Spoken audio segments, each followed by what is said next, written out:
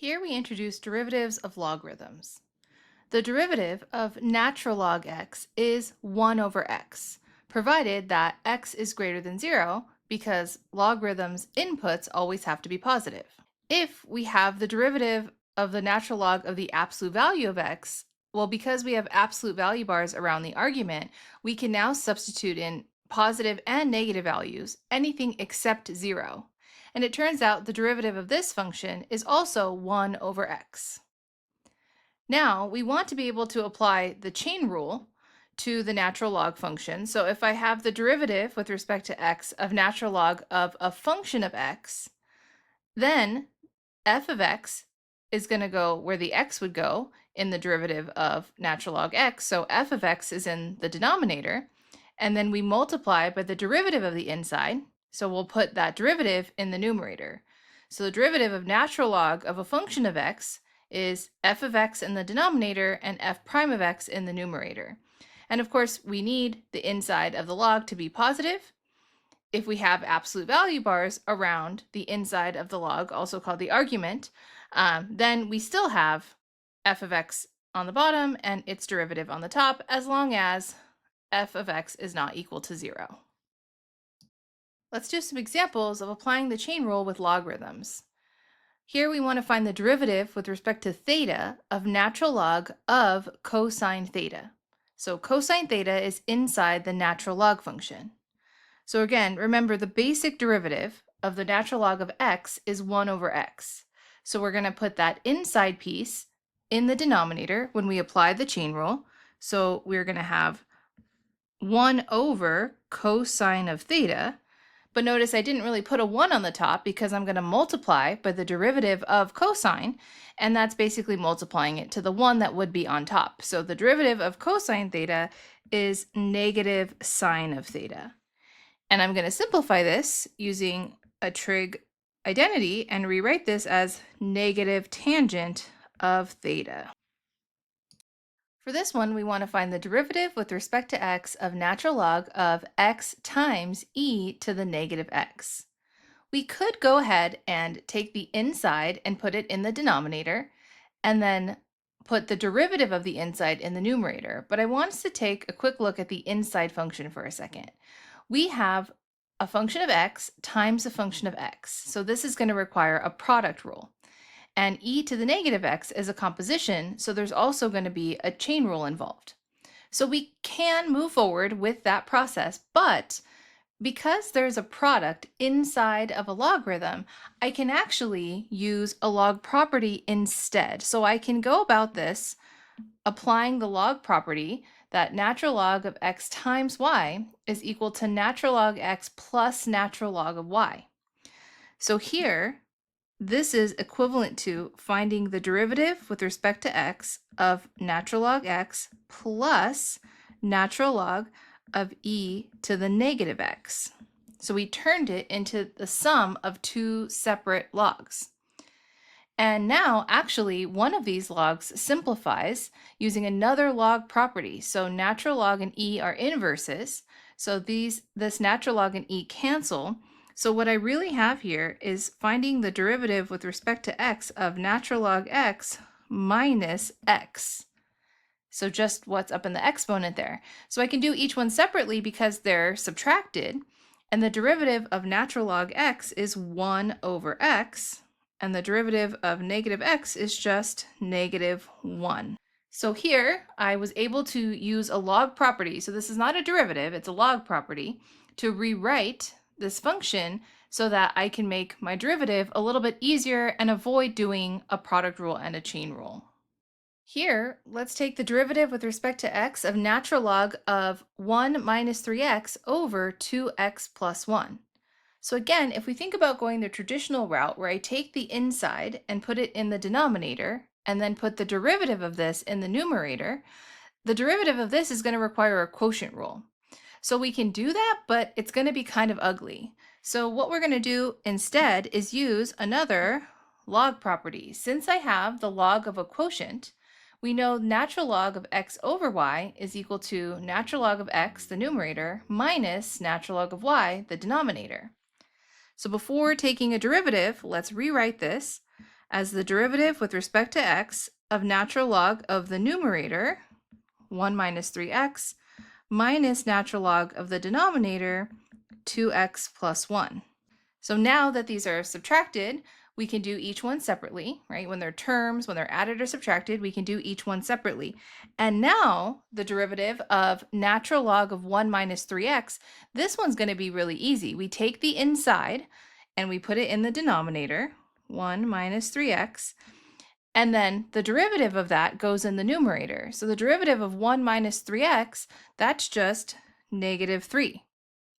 So when we have a logarithm, when the inside is a nice function to take the derivative of, then using that derivative of the inside on the top and the inside on the bottom is easy. So here, the inside, its derivative required a quotient rule.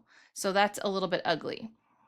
So now let's finish off the second one here. So we have minus, we'll put the inside of the log on the bottom, so 2x plus 1, and then its derivative on the top. So the derivative of 2x plus 1 is 2. And so this is our derivative. Now, of course, if we did want to simplify it and combine it to one rational expression, it would take a little bit of algebra, but I think it would still probably be messier to do the quotient rule and then attempt to simplify all of that as well. Now let's take a look at the derivatives of logarithms with a base of b. So we looked at the derivative of natural log x, which is a special logarithm that has a base of e. But if I have a general log with a base of b, the derivative is still 1 over x, so we see that similarity, but then times natural log of the base. So here, the derivative of log base b of x is 1 over x, and x is multiplied times natural log of the base, again, for x values greater than 0, because that's where logarithms are defined, when the inside or argument is positive. And applying the chain rule to this, the derivative of log base b of a function of x, f of x, we can do that same thing where we think about taking the inside, and that goes on the bottom where the x would be, and its derivative gets multiplied to the top, but we still need that natural log of b in the denominator. Of course, whenever the inside is positive. Before moving on, I want to take a look at the derivative of natural log of x and think about it as the derivative of log base e of x. So based on what we have right here, we would write that as 1 over x times natural log of the base. The base is e. Well, natural log and e are inverses, so we end up with just the exponent there, which is 1, and that's how we end up with just 1 over x. So that is just a special case of this derivative of a logarithm with a base of b. In this example, we want the derivative with respect to x of log base 3 of 4x. So here we're going to have the inside goes on the bottom, 4x, and its derivative goes on the top, which is 4. But we don't want to forget that in the denominator, we have to include natural log of the base, so natural log of 3. Now here, the 4's are going to reduce down to just 1, and so we end up with 1 over x times natural log of 3. Here we want the derivative with respect to t of log base 2 of the square root of 3t squared minus 2t. So if we were to move forward with putting this inside in the denominator and taking the derivative of this function, we would need the chain rule. And it's going to involve some fractions because I have this 3t squared minus 2t underneath a radical, and I'd have to rewrite that as the power of 1/2. And in order to avoid the chain rule here, what we can actually do is use log properties. So whenever logarithms are involved, we get to use log properties. And so the one we're going to use here is if we have log base b of x to the p. So if the argument is raised to a power, then we can go ahead and bring that power to the front of the log. So that's p times log base b of x. This is not a derivative. Again, this is just a log property. So again, this inside here, we can think about it as, instead of the square root, we can think about it as this entire quantity raised to the power of 1/2. So 3t squared minus 2t all to the 1/2. So that 1/2 I can bring to the front. So 1/2 log base 2 of 3t squared minus 2t. And now this is a lot easier to take the derivative of. It's just a simple power rule. So we'll leave the 1/2, that constant multiple, in front. I'm going to put a big fraction bar here because the inside goes in the denominator, 3t squared minus 2t. What's going to join it is natural log of the base is 2, and then times the derivative of the inside, which we'll put on top.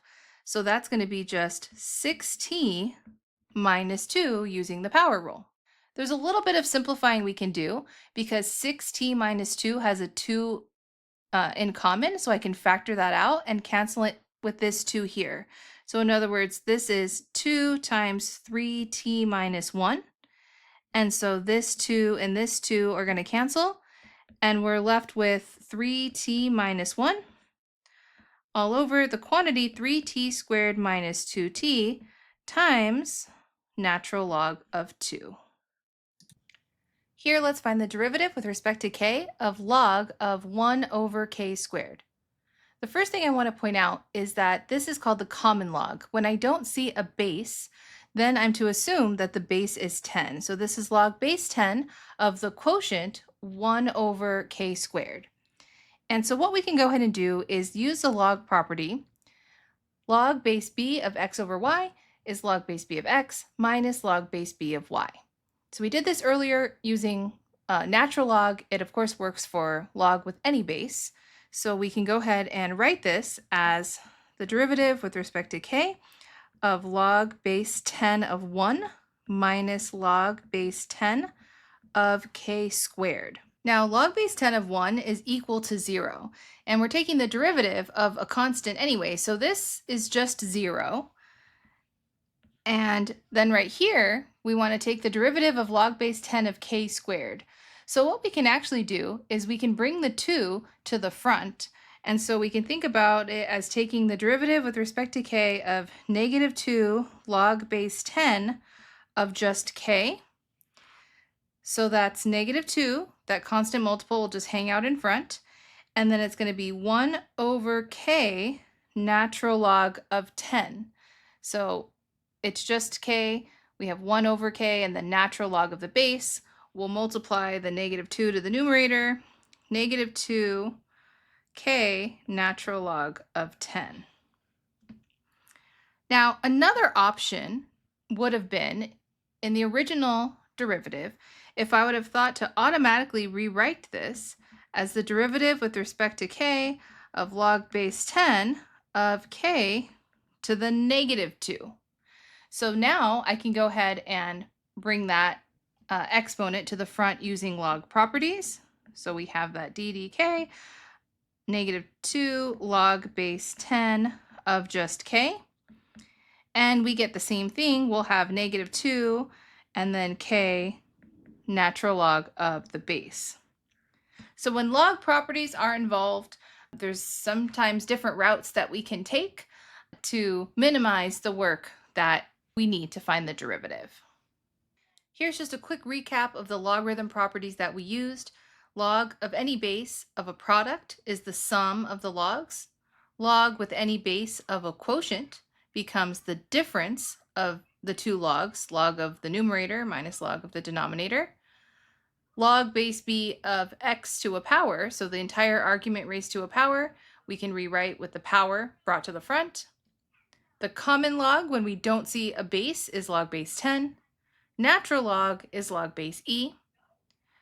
Log of any base with an argument of 1 is 0 because b to the 0 is 1, just by the definition of a logarithm. And natural log and e are inverses, so they cancel and just give us what's up in the exponent there, x.